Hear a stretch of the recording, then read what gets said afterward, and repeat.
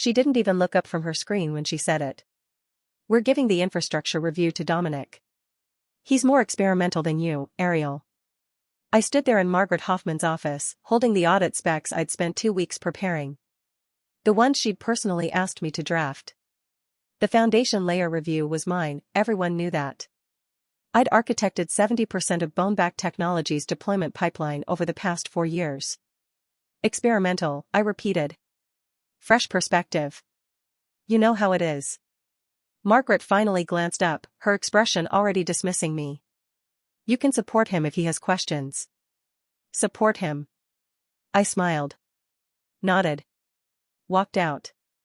What Margaret didn't know was that I'd been preparing for this exact scenario for 6 months. Not this specific insult, but the pattern it represented. Ever since her nephew Dominic joined the company last fall, I'd watched my responsibilities quietly redistributed. My architecture proposals sent back for additional stakeholder input while his half-formed ideas got greenlit in days. My name moved down on the org chart while his moved up. I'd done more than watch. That afternoon, I went back to my desk and opened a very specific folder. Inside were documentation packets I'd been assembling since December, every architectural decision, every custom integration, every undocumented workaround that kept our systems functional. I'd written it all down in meticulous detail, stored locally, never in the company repository. Then I made 3 phone calls. The first was to Yuki Tanaka, our lead DevOps engineer. Coffee tomorrow? Always, she said. Everything okay? Better than okay. I'll explain in person. The second call went to Russell Park, VP of Engineering at Helix Systems. We'd worked together 5 years ago, stayed in touch. That offer you mentioned last year, I said. Still open?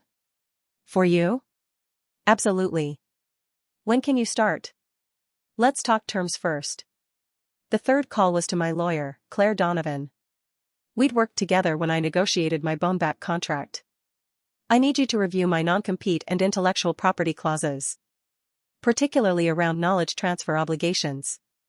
Thinking of leaving? Thinking of protecting myself. 3 days later, I was in the break room when Margaret came running in. Her face was flushed, her usually perfect hair disheveled. Why did the build fail everywhere? I looked up from my coffee. I'm sorry? The entire deployment pipeline is down. Production, staging, dev environments, everything. Dominic pushed his infrastructure changes this morning and now nothing works. Her voice climbed higher. We have client demos in 2 hours. That's unfortunate. Fix it. I took a slow sip of coffee. I'm not on the infrastructure review anymore. Remember? Dominic's handling that. Arial, this isn't the time. Where is Dominic? Margaret's jaw tightened. He's trying to debug it, but he says the configuration system doesn't match the documentation. The documentation in the repository? Yes. I nodded. That documentation is 2 years out of date. I mentioned that in my Q2 report. The one that got tabled for budget reasons. Her eyes went wide. You're saying you know how to fix this? I'm saying the person who understands our actual infrastructure configuration is me. But I'm not experimental enough to be trusted with reviews, apparently. We stared at each other. I could see her calculating, pride versus panic, authority versus necessity. Please, she finally said. The word clearly hurt her. I'll look at it, I said. After my meeting. What meeting? Personal appointment. I'll be back around 2. I left her standing there and drove to a cafe downtown where Yuki was already waiting. She'd brought Tobias Chen, our senior back-end architect, and Olivia Wright, who led our API team. All 3 of them had been quietly expressing frustration with the new management direction for months. Thanks for coming, I said. Yuki leaned forward. What's happening?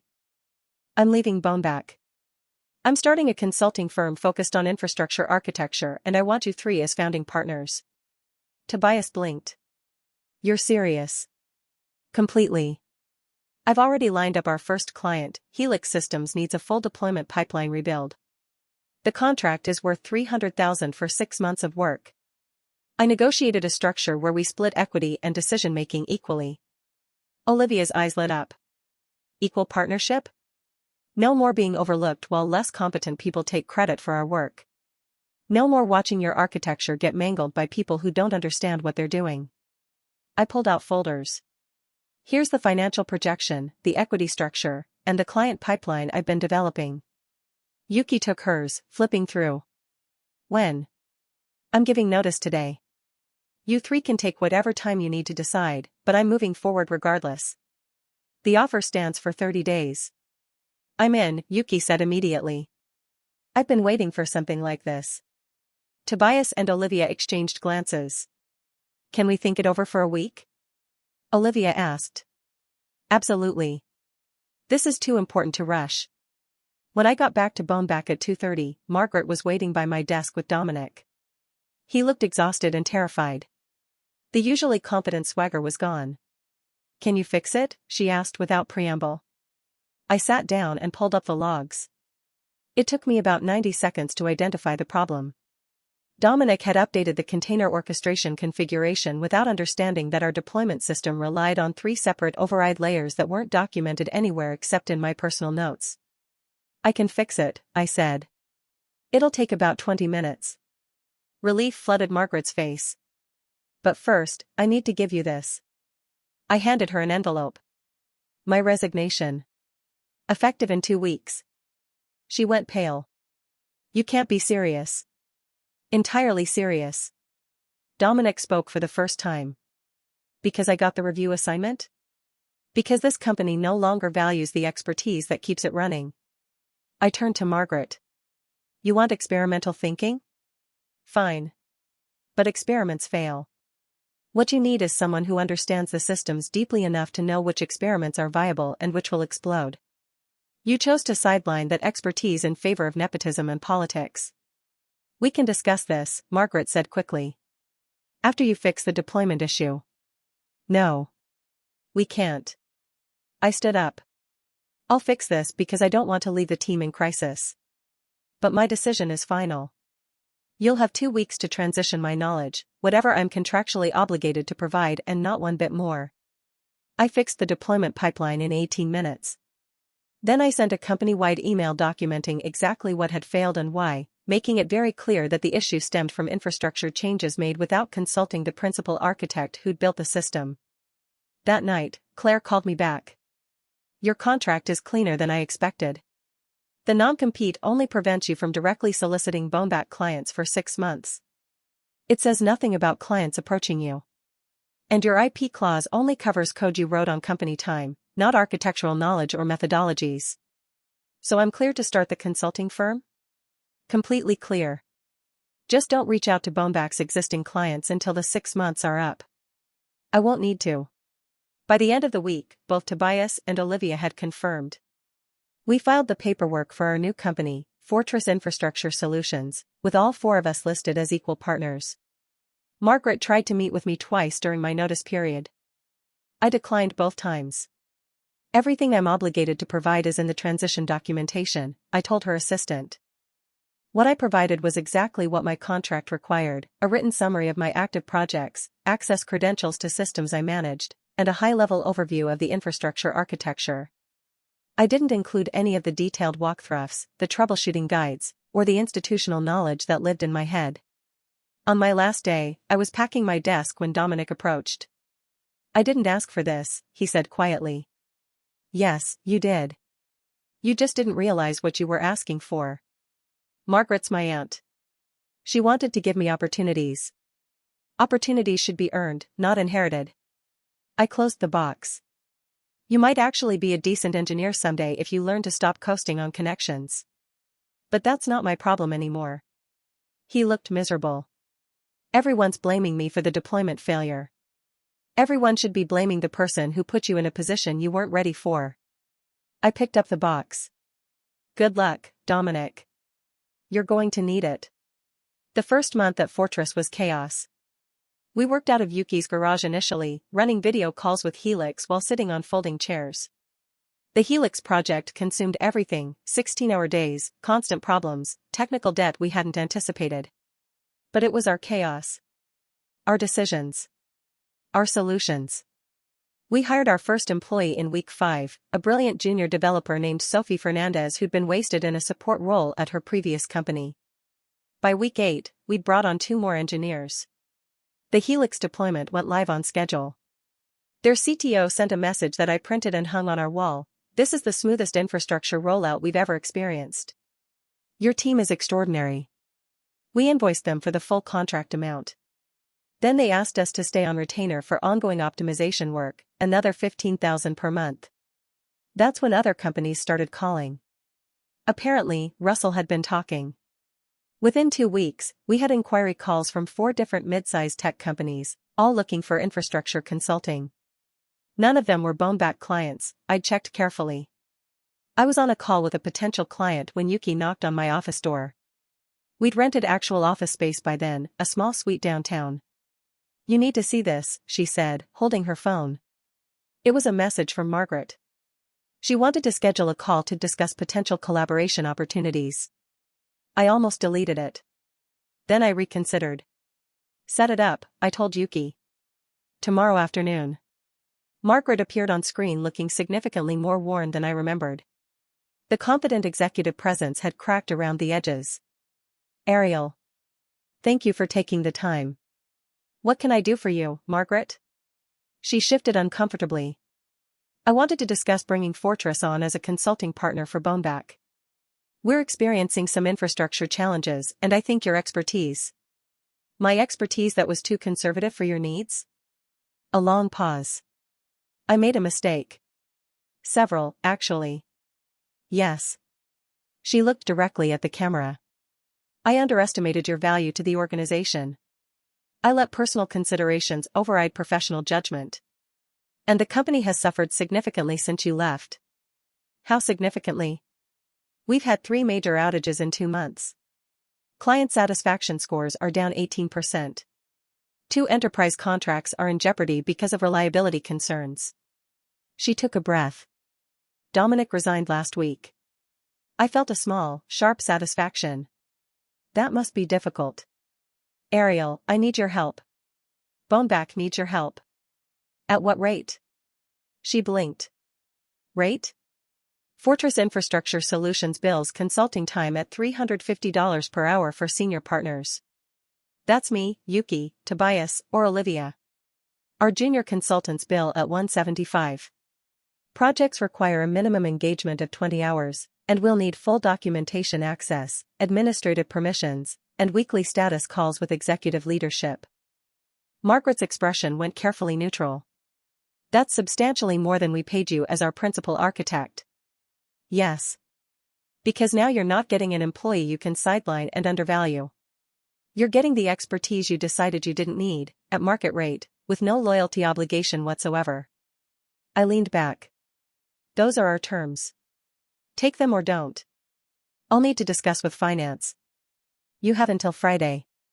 We're booking projects 2 months out now." She nodded slowly.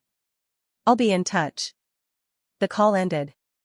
Yuki, who'd been listening from the doorway, started laughing. $350 an hour? That's brutal. That's fair market value for what we provide." Tobias appeared behind Yuki. "Think she'll actually pay it?" "She doesn't have a choice. Boneback's infrastructure is collapsing and I'm the only person who can fix it efficiently." I pulled up our project board. "But whether or not they sign, we're fine. We've got 4 solid contracts and 3 more in negotiation." On Friday, Margaret's assistant sent the signed contract. Boneback had agreed to a 3-month consulting engagement at our full rates, a commitment worth over $200,000. I assigned Tobias and Sophie to the project. I didn't go myself. 2 weeks into the engagement, Tobias reported back during our partner meeting. "The infrastructure is worse than we thought. They've had 4 different people trying to patch things without understanding the underlying architecture. It's a mess." "How long to stabilize it?" "With their current team? Maybe 6 months. If they let us bring in 2 more consultants and actually follow our recommendations, we could do it in 3. I approved the expansion. We hired 2 more engineers specifically for the Boneback project. A month later, I was working late when I got a message from an unknown number. When I opened it, I saw a photograph, my father, gray-haired and smiling, sitting in a coffee shop. The accompanying text read, "Your mother gave me your new number. I know we haven't spoken much since I retired. I heard about your new company. I'm proud of you. Would you like to have dinner?" My father had founded Boneback Technologies 30 years ago. Built it from nothing into a respected infrastructure solutions provider. He'd retired 5 years back, handing operations to a management team that included Margaret. I hadn't told him I left.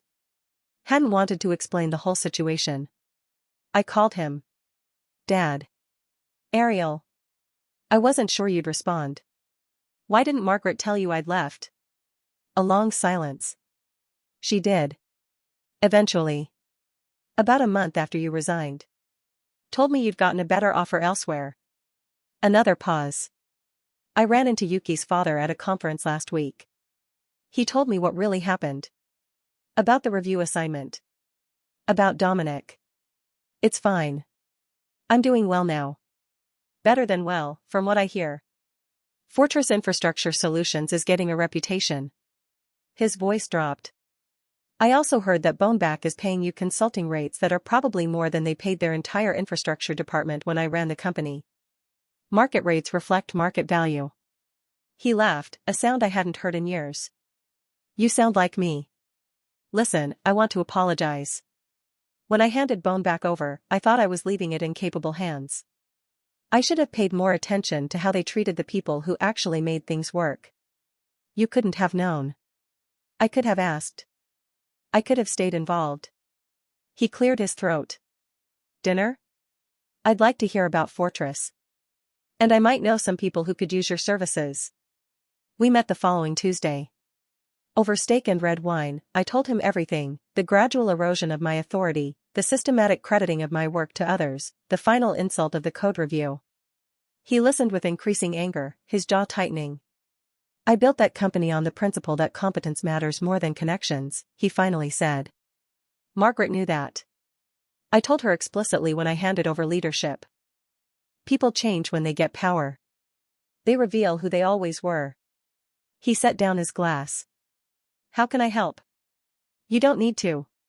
"How can I help?" he repeated, more firmly. I considered. Introductions. Endorsements. Boneback might have been my first major experience, but it wasn't my only one. I need Fortress to be known as the firm that solves impossible infrastructure problems. Done. I'll start making calls tomorrow. He smiled. "And Ariel? What you did, building something new instead of fighting for scraps at the old place, that took courage. I'm genuinely proud." His introductions opened doors I hadn't expected. Within a month, we were talking to companies that had been Boneback's direct competitors. Not their clients. I was still honoring my non-compete on that front, but organizations in the same space who'd heard about our work. One of them was Zenith Computing, a cloud services provider 3 times Boneback's size. Their infrastructure lead, William Cross, had worked with my father decades ago. "I heard you rebuilt Helix's deployment system in under 6 months, he said during our initial call. "We've been trying to modernize ours for 2 years with no success." "What's the blocker?" "Complexity. Legacy dependencies. And honestly, a team that's too afraid to make decisive changes." He pulled up a diagram. "I need someone who can come in, assess what we actually need versus what we think we need, and implement a solution that works. We can do that. Send me your technical specs and current pain points. I'll put together a proposal." The Zenith contract was enormous, a year-long engagement worth close to $1 million. It would require expanding Fortress to 12 full-time employees. I called an emergency partner meeting. "This is bigger than anything we've handled," Olivia said, reviewing the scope. "It's also exactly the kind of project that establishes us as a serious player in this space," Yuki countered. Tobias frowned at the timeline. "We'll need to hire carefully. We can't just grab whoever's available." Agreed. We hire for competence and culture fit, no exceptions. I looked around the table. "Are we ready for this?" They all nodded. We spent 3 weeks recruiting. I personally interviewed every candidate, looking for people who'd been undervalued at their previous positions, engineers who'd been doing the work while others took the credit. We found them. Brilliant people who'd been overlooked because they didn't play politics, who'd been sidelined because they focused on solving problems instead of managing perceptions. By the time we started the Zenith project, Fortress had grown to 15 people, every one of them exceptional.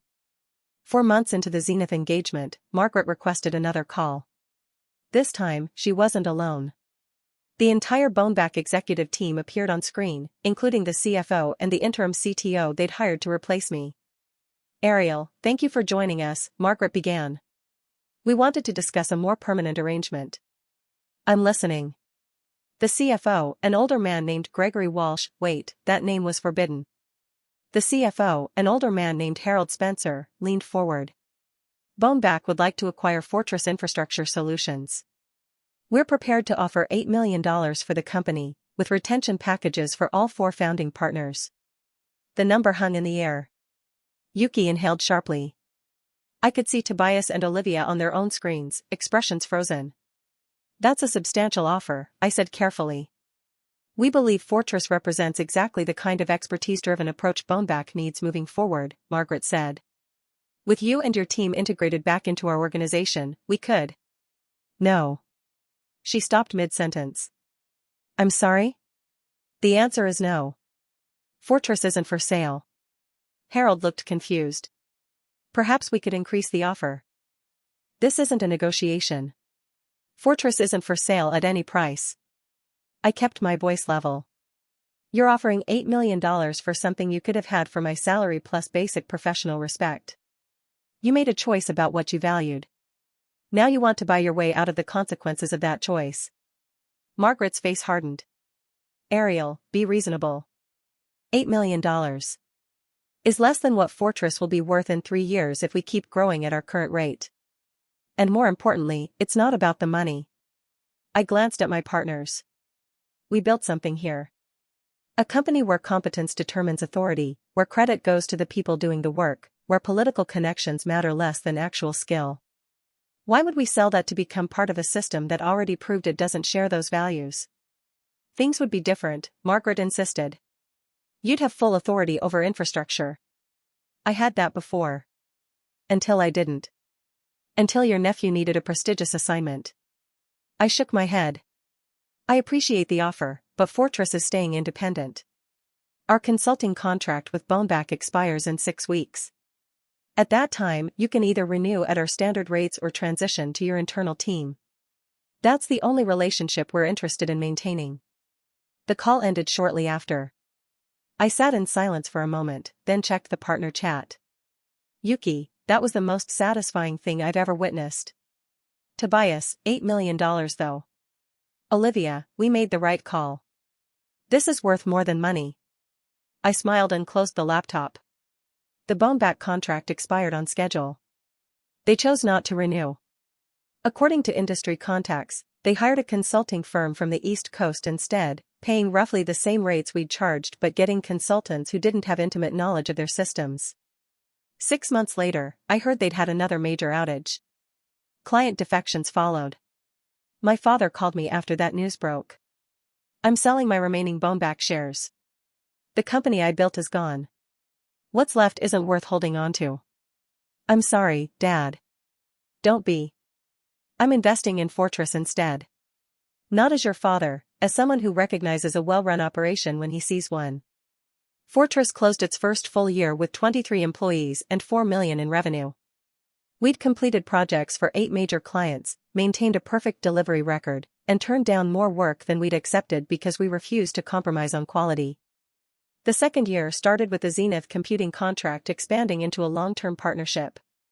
They'd been so satisfied with our infrastructure overhaul that they wanted us embedded in their development process permanently. "We're not just hiring consultants," William told me during the contract signing. "We're partnering with the people who actually understand how to build systems that don't fall apart under pressure." Year 2 also brought something unexpected, former Boneback employees reaching out. Not Dominic or Margaret's circle, but engineers who'd been buried in the organization, doing critical work without recognition. I interviewed them carefully. Some were genuinely talented people who'd been trapped in a dysfunctional culture. Others were just looking for a better paycheck. We hired the talented ones. By year 3, Fortress had 42 employees, office space in 2 cities, and annual revenue approaching 12 million. We'd become known as the firm that could solve infrastructure problems other consultants couldn't touch. More importantly, we'd become known as a company that valued the right things. I was reviewing quarterly financials when Yuki knocked on my door. "Someone here to see you. Didn't have an appointment but says it's important." Margaret walked in before I could respond. She looked different, older, tired. The executive polish had worn thin. "Arial. Margaret. This is unexpected. I won't take much of your time." She remained standing. "I wanted to apologize. Actually apologize, not the corporate version I gave you when I was trying to hire you back." I gestured to a chair. She sat. "Losing you cost Boneback more than I could have imagined," she continued. "Not just the technical expertise, though that was devastating. But the culture you represented, the idea that doing excellent work actually mattered. When you left, other people started questioning why they stayed. We lost 12 engineers in the 18 months after your resignation. I heard. The company is struggling. We might be acquired by a competitor, likely at a significant loss for the shareholders." She met my eyes. "My nephew Dominic is working retail now. Turns out he wasn't actually interested in engineering, he just liked the prestige of being associated with a tech company. I pushed him into something he wasn't suited for because I wanted to give him opportunities one thought he deserved. He might have deserved opportunities. Just not ones he hadn't earned. I see that now." She stood. "I'm not here to ask for anything. I just wanted you to know that I understand what I lost. What I threw away. And that you were right about everything." After she left, I sat quietly for a while. Then I called my partners into the conference room. "We need to talk about the next 5 years," I said. "Fortress is profitable and growing. But I don't want us to become what Boneback became, so focused on growth and revenue that we forget why we started this." "Agreed," Yuki said immediately. "What are you thinking?" "Structured growth. We hire carefully, we promote from within based on merit, and we maintain our cultural standards no matter how big we get." I pulled up a document. "I've been drafting a governance framework. It includes regular reviews of how we make decisions, mandatory mentorship programs for junior employees, and a commitment to transparent communication about why people are promoted or given key projects." Tobias scanned it. "This basically institutionalizes the reasons we left Boneback." "Exactly. We build the protections into the structure so that even if we're not here someday, the company can't easily drift into the same patterns. We spent 3 months refining the framework, getting input from employees at every level. The final version became part of our operating principles, publicly posted and referenced in every new hire orientation. Year 4 brought Fortress to 68 employees and annual revenue of 20 million. We'd expanded into adjacent services, security infrastructure, compliance architecture, disaster recovery planning. We'd also started something new, a scholarship program for engineers from underrepresented backgrounds, paired with internships at Fortress. Not charity, but investment in people who'd been systematically overlooked by companies that prioritized pedigree over potential. The first cohort of scholars included a self-taught developer who'd been working 2 jobs while building open-source projects at night, a career changer who'd taught herself infrastructure management while working in IT support, and a recent graduate who'd been rejected from prestigious firms despite exceptional technical skills. All 3 became full-time Fortress employees after their internships. I was at a conference when I got a message from an unknown number. When I opened it, I found a short note from Dominic. I saw the article about Fortress in Tech Innovator magazine. "Congratulations on your success. I wanted to say I'm sorry for my part in what happened.